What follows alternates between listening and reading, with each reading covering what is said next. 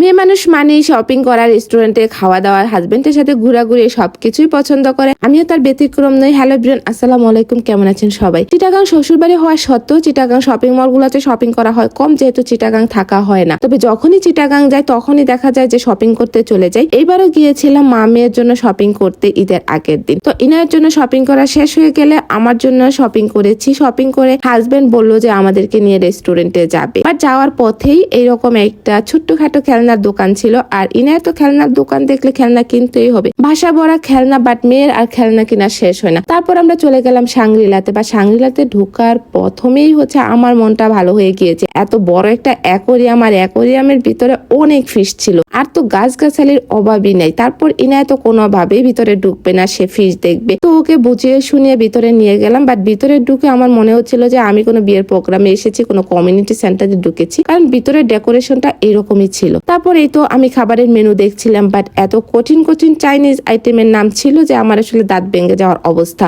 আমি কয়েকটা common item ছাড়া আর বাকি কোনো কিছুই চিনতেছিলাম না। আসলে এই চাইনিজ রেস্টুরেন্টটা 42 বছর ধরে চিটাগাং এর সবচেয়ে পুরাতন একটা চাইনিজ রেস্টুরেন্ট, আর একদম অথেন্টিক চাইনিজ খাবার পাওয়া যায় এখানে। আমরা অর্ডার দিয়েছিলাম অন্তন থাই স্যুপ আর ফ্রেঞ্চ ফ্রাই। তারপরে তো আমাদের খাবার চলে এসেছে। আমার কাছে তো এই থাই স্যুপটার লুকসটা টোটালি ডিফারেন্স মনে হয়েছে, কারণ ম্যাক্সিমাম টাইম অনেক রেস্টুরেন্টে গিয়ে থাই স্যুপ খাই, বাট এই থাই স্যুপটা একদমই আলাদা মনে হচ্ছিল। ফ্রেঞ্চ ফ্রাইটাও আর লুকসটাও অনেক সুন্দর ছিল, মনে হচ্ছিল যে এটা ডিফারেন্স কিছুই হবে। যাই হোক, তারপর তো আমার খাবারের পালা, খেয়ে টেস্টটা নিতে হবে যে এই খাবার দাবার কিরকম। বাট আমার হাজবেন্ড বললো যে এখানকার খাবার দাবার খেতেও অনেক টেস্টি হয়। তবে খুব ভালো লেগেছে, এত পুরান একটা রেস্টুরেন্ট। আর এখানকার ওয়েটার, আমি এত বয়স্ক ওয়েটার কখনোই দেখিনি। এখানে ওয়েটার গুলো আমার মনে হয় যে সে 42 বছর ধরে জব করে আসছে, সবাই বয়স্ক। যাই হোক, অন্থনটা তো ভীষণ ভালো লেগেছে খেতে, মানে টোটালি অন্য সব রেস্টুরেন্ট থেকেই ডিফারেন্ট ছিল। তারপর এই তো স্যুপ নিচ্ছি, বাট স্যুপটা তো দেখতে অনেক ভালো লেগেছে। আসলে যে যেটা খেয়ে অভ্যস্ত, দেখা যায় যে সবসময় রেগুলার যে স্যুপটা খায়, আমার কাছে ওই স্যুপটার টেস্টেই বেশি ভালো লাগে। এটা খেতে ভালো লাগলো, আমার কাছে আসলে সব সময়টাই ভালো লেগেছে। এখানকার সবকিছু আলাদা, কারণ দেখা যায় যে অন্যান্য রেস্টুরেন্টে খাওয়ার পরে মশলা দিয়ে, বাট এখানে দিয়েছে পান আর একটা চকলেট। তো পানটা তো ভাবলাম যে খেতেই হবে, কারণ এতদিন পর এত সুন্দর করে কেউ ডেকোরেশন করে পান দিয়েছে। আমি লাস্ট পান খেয়েছিলাম মহেশখালীতে গিয়ে, সেখানে কিনে খেয়েছিলাম। সেই পানের টেস্ট আমি আজও ভুলি নাই, কারণ মহেশখালীর পান মানেই সেরা। তারপর এই তো পানের ভিতরে মশলাও দেখলাম, আর আমি ভাবলাম যে এখন পানটা সুন্দর করে খেয়ে নেই।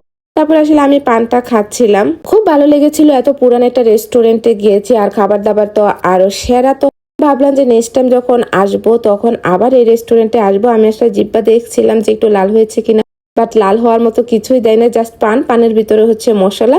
তারপরে তো খাওয়া দাওয়া শেষ করে বের হয়ে গিয়েছি চলে আসার জন্য, কিন্তু এখান থেকে তো মেয়ে কোনো ভাবে আসবে না। ওর তো ফিশ সে ভালো লাগে, ও আসলে পশু পাখি যা আছে সবকিছু ওর কাছে ভালো লাগে। ও এগুলা ধরতে চাচ্ছিল, বাট সেটা তো পসিবল না, অ্যাকুয়ারিয়ামের ভিতরে ধরবে না। কিন্তু আমার কাছে এই জায়গাটা বেশি ভালো লেগেছে, এতগুলা গাছের জন্য, এত পাতাবাহার গাছ, খুব সুন্দর লেগেছে। তো এই জন্য আমি কিছু মিরর ভিডিও করে নিলাম, মিরর ছবি তুলে নিলাম। আর আমার মেয়ে তো এই ফিশগুলা দেখে ফিশের সাথে কথা বলবে, মানে সে কি না কি করবে। তো ওকে আসলে কোনোভাবে ওখান থেকে বুঝিয়ে নিয়ে আসতে পারছিলাম না। তারপর ওর পাপা সামনে একটা বেলুনের দোকান ছিল, মানে বেলুন মামা বেলুন নিয়ে বসেছিল। ওখান থেকে একটা বেলুন এনে মেয়েকে বেলুনটা হাতে দিয়ে বুঝিয়ে শুনিয়ে তারপর ওখান থেকে আসলে চলে আসতে চাচ্ছিল, কিন্তু মেয়ে তারপরও আসবে না। তারপর মেয়েকে অনেক বুঝিয়ে শুনিয়ে নিয়ে আসলাম। ইনার পাপা আসলে আমাদেরকে নিয়ে ঘুরতে ভীষণ পছন্দ করে, আলহামদুলিল্লাহ। কখনো আমার নিজে থেকে বলতেও হয় না, সে নিজেই আমাকে জোর করে নিয়ে বের হবে। এটার জন্য আল্লাহর কাছে হাজার হাজার শুকরিয়া।